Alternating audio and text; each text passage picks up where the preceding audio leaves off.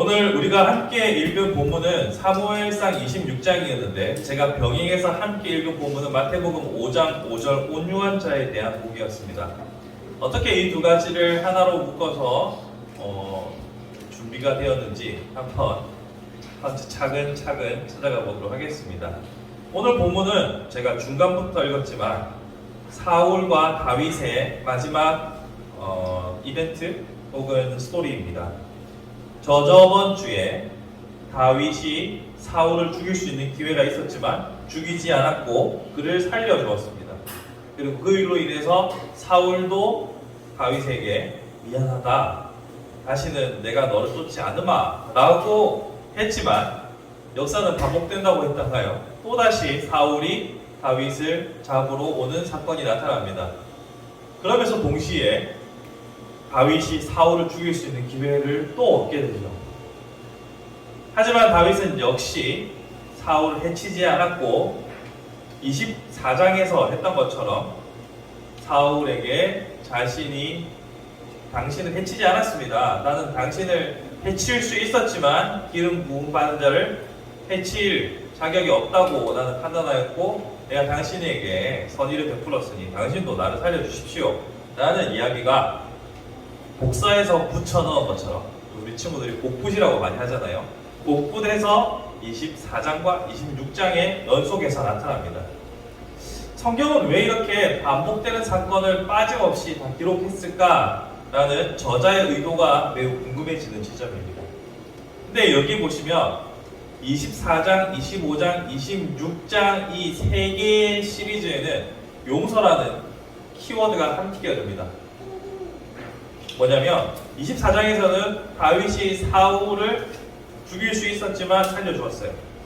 그리고 25장에서는 다윗이 죽일 수 있는 기회가 있을 때, 이것은 사울이 아니고 나발에 대한 이야기죠. 자신의 분노와 자신의 복수심 혹은 수치심에 대한 충분한 보복을 할 수 있는 상황에서는 실제로 그리 하려고 했습니다.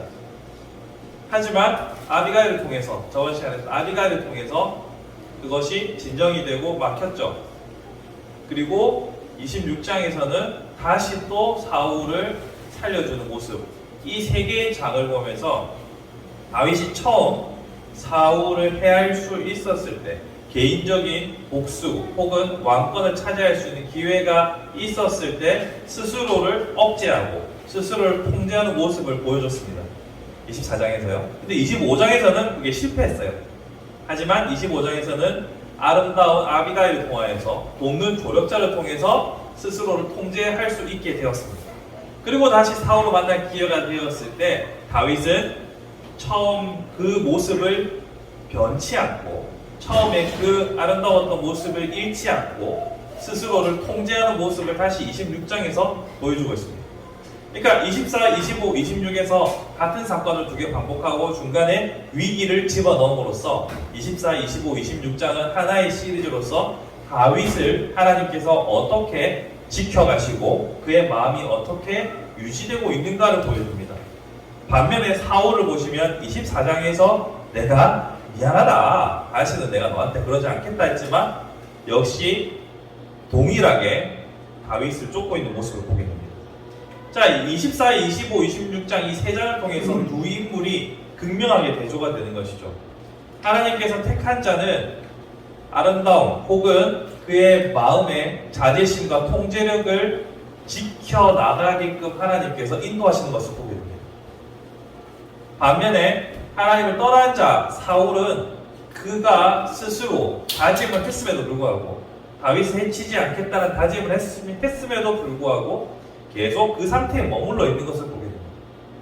저는 이 두 인물이 가지고 있는 태도, 이 석장에서 나타나고 있는 이 두 인물에 대한 비교를 통해서 하나님께서는 택한 자를 이끌어가는 방식과 그리고 망치된 자의 결과를 상반되게 보여준다고 생각합니다. 이걸 비교해보면 우리의 작심삼일에 대해서 생각할 수밖에 없어요. 다윗이 처음 마음이 아무리 좋았다 하더라도 넘어질 기회가 분명히 있었지 않습니까? 나발이라는 인물과의 갈등 속에서 그가 개인적으로 나발의 목을 친다고 해서 비난할 사람은 없었을 겁니다. 왜냐하면 명예가 그 시대의 중요한 핵심 가치였기 때문에 그 명예를 해친 나발을 죽인다고 해서 세상이 다윗을 크게 비판하진 않았을 겁니다. 그렇지만 다윗이 생각했던 하나님의 정의와 공의에서는 벗어나는 일이죠. 그것을 하나님께서는 아비가일을 통해서 막아주셨잖아요. 그러면서 당시 다시 사울을 죽일 기회에서도 그 평정심을 유지하는 것을 보게 됩니다. 이처럼 스스로 믿고 있는 바, 스스로 옳다고 여기는 바를 끝까지 지켜나갈 수 있도록 하는 힘은 바로 하나님께로부터 온다는 것을 우리는 보게 되죠. 그리고 사울은 실패하는 것을 보게 됩니다.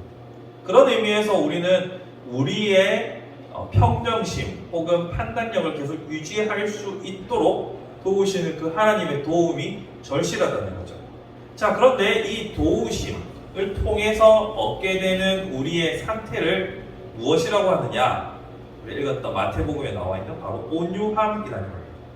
그럼 온유함에 대해서 많이 생각들을 해보신 적도 있으실 겁니다. 팔복은 워낙 우리에게 익숙한 성경이다 보니까요. 팔복에 땅을 기업으로 얻는다고 하니까 요새는 부동산이 대세인가요? 주식이 대세인가요? 뭔지 뭐가 대세인지는 모르겠습니다만, 땅을 기업으로 받으려면 온유해야겠구나 이런 생각을 한 번쯤은 해보셨을 겁니다. 근데 온유함이 뭘까? 참 어렵습니다. 온유함. 왜냐하면 이렇게 딱 손에 잡히지가 않아요. 온유함. 사람들에게 친절히 대하는 것인가?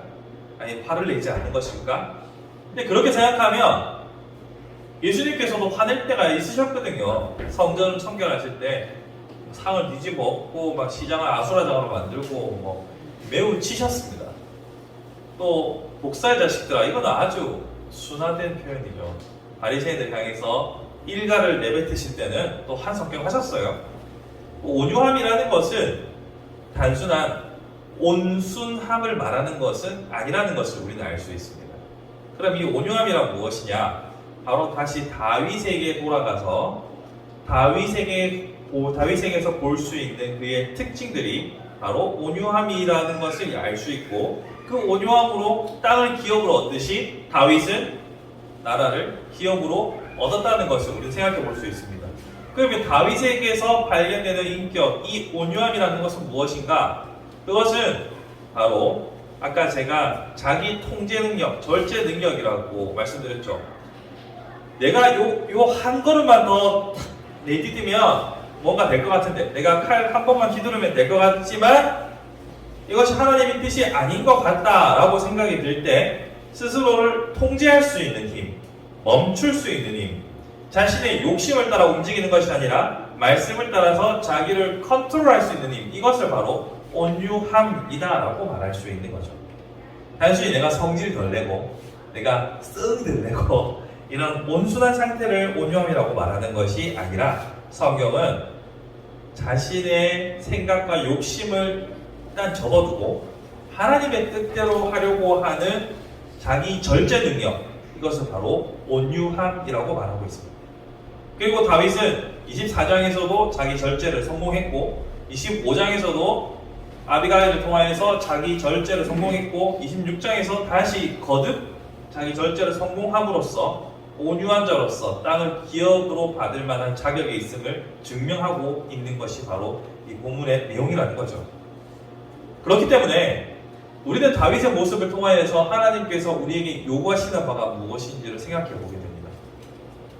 이게 우리 살면서 그런 일이 있잖아요. 이게 요것만 하면 뭔가 잘 될 것 같은데, 이게 약간 왠지 나의 신앙 양심에 좀 약간 깨짐직한 게 있어요. 이게 죄인가? 아닌가? 좀 약간 헷갈리는 것들 있죠. 그런 데 안 하시는 게 좋습니다. 찍어 먹어보고 독인지 아닌지 하면 독에 이제 큰 위에 상해를 입을 수 있는 것처럼 좀 애매할 때 안 하는 게 맞는데, 우리는 그 시점에서 욕심이라는 우리 욕망이 올라오게 되면 찍어 먹어보게 됩니다. 그렇죠? 그럴 때 우리는 자기 통제 능력을 벗어나게 되고 이것을 온유에서 멀어지는 것이다 라고 보게 되는 거죠. 온유는 바로 자기 통제 능력과 관련되어 있습니다. 그리고 이 자기 통제 능력과 관련되어 있다는 것은 다른 말로 하면 겸손과도 연결됩니다. 그러니까 나의 욕망과 나의 판단이 틀릴 수 있다. 언제나 옳지 않다라고 생각되면 우리는 한 걸음 물러서서 아버지의 뜻이 무엇입니까?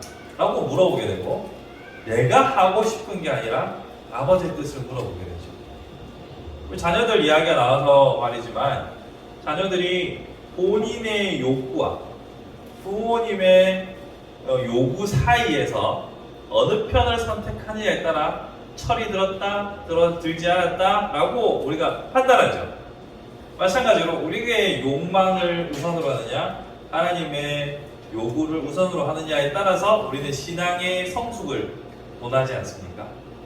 우리가 신앙이 성숙했다는 것은 별 다른 것이 없습니다.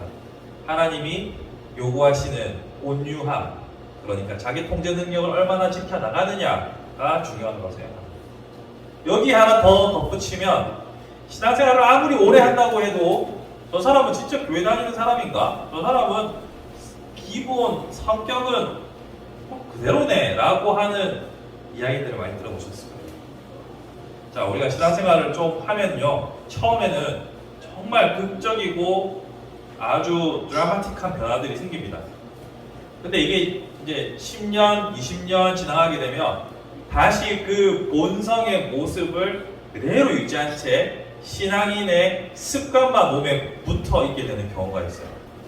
이게 참 겁나는 겁니다. 이제 신앙생활 10년, 20년 연차가 올라가니까 모든 어휘나 행동 양식이나 크리스천처럼 보이긴 해요. 그런데 이 안에 욕망은 안 변해서 사람을 대하는 모습이 그대로인 경우들이 간혹 보입니다. 이런 케이스가 바로 온유함을 쫓은 것이 아니라 자기 절제력을 상실한 채 욕망 앞에 자기를 내려놓은 거예요. 그리고 그 욕망을 위해서 하나님을 찾은 거지 하나님의 요구사항을 별로 안중에 두지 못했던 사람들은 자기 변화가, 자기 통제가 결국 온유함을 이루지 못하게 되는 모습들을 우리는 보게 되는 겁니다. 그러한 의미에서 우리가 가지고 있는 자기 통제 능력, 작심삼일이라는 말에서 알듯이 우리가 스스로의 깡이 개인 차가 좀 있겠지만 참 어렵지 않습니까? 여러분, 제가 연말이 향해 간다고 말했지만 연초에 여러분 다짐했던 거 얼마나 이루셨습니까? 서로 말하지 맙시다. 네, 이건 뭐 좋은 이야기가 아닌 우리의 연약함은 우리가 잘 알지 않습니까? 그럼에도 불구하고 온유함이 자기 통제 능력이라 한다 치면 우리는 하나님께 도움을 구할 수밖에 없습니다. 하나님, 나의 욕망이 아니라 하나님의 요구하시는 바에 따라서 바른 판단을 하게 하옵소서. 내 자기 통제가 가능하게 하옵소서. 다른 말로 온유한 자가 되게 하옵소서.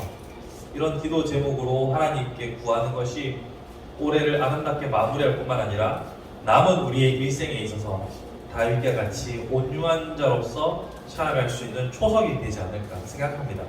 말씀을 정리해 볼까요?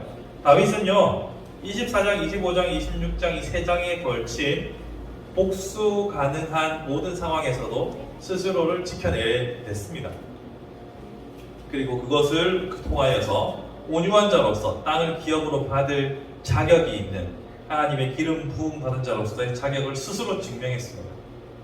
그러나 이 일을 가능하게 하신 분이 하나님이라는 것을 우리는 아비가일의 사건을 통해서 보게 되었죠. 그런 의미에서 우리가 온유한 자로 살아갈 수 있도록 우리가 스스로를 통제할 수 있는 자기 통제 능력을 가진 자로서 살아갈 수 있도록 하나님의 도우심을 구하는 것이 오늘 우리에게 요구되는 지혜라고 생각합니다. 하나님께 온유한 자로 살아갈 수 있도록 날마다 그분의 도우심을 구할 수 있는 저와 여러분이 되기를 간절히 축원합니다.